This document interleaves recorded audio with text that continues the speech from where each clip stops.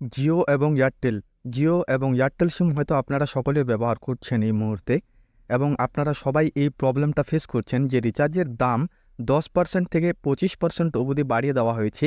তা নিয়ে কিন্তু সবাই অসুবিধার মধ্যে রয়েছে, কারণ সাধারণ মানুষের পক্ষে এত টাকা দিয়ে রিচার্জ করা ঠিক মনে হচ্ছে না বা অসুবিধা মনে হচ্ছে।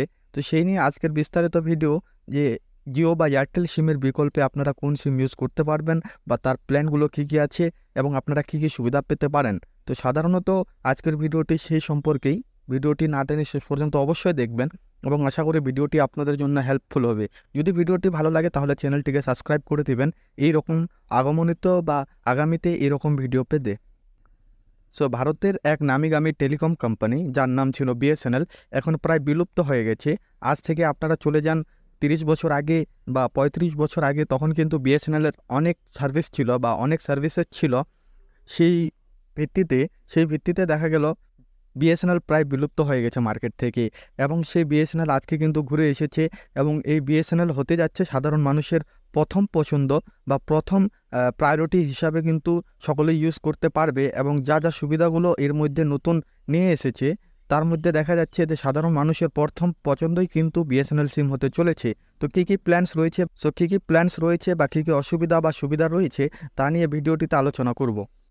বিএসএনএল যে ন্যূনতম রিচার্জ রয়েছে বা সবথেকে কম দামি রিচার্জ রয়েছে সেটা হচ্ছে 108 টাকা, যেটা স্মার্টফোনের জন্য অ্যাপ্লিকেবল বা স্মার্টফোনের জন্য সেই রিচার্জটি বানানো হয়েছে। 108 টাকায় আপনারা পেয়ে যাবেন 60 দিনের ভ্যালিডিটি এবং 1 GB per day, 1 GB data per day 60 দিনের জন্য মাত্র 108 টাকায়।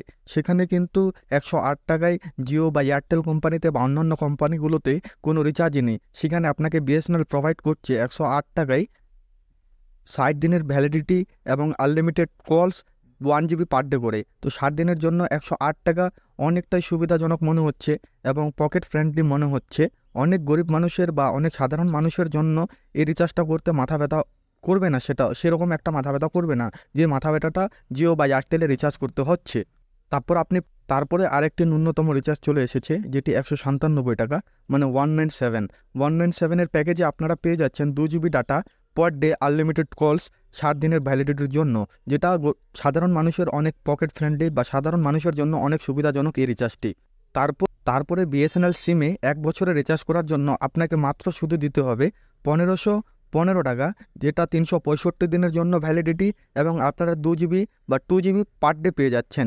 এরকম সুবিধাজনক অফার বা এরকম সুবিধাজনক রিচার্জ, পকেট ফ্রেন্ডলি রিচার্জ, সেটা কিন্তু আপনাকে জিও আর এয়ারটেলে দেখা পাবেন না বা সেটা আপনি দেখতে পারবেন না। অনেক পকেট ফ্রেন্ডলি এবং আপনাদের একটা অ্যাডভাইস দিতে চাই, আপনারা যদি বিএসএনএলে সুইচ করতে চান, জিও বা এয়ারটেল থেকে আপনারা পোর্ট করে বিএসএনএলে আসতে চান, তাহলে আপনাদের একটাই কথা বলবো, আপনাদের এরিয়ায় বিএসএনএল কীরকম সার্ভিসেবল রয়েছে বা বিএসএনএল কীরকম সার্ভিস দিচ্ছে সেটা আপনারা অবশ্যই যাচাই করবেন।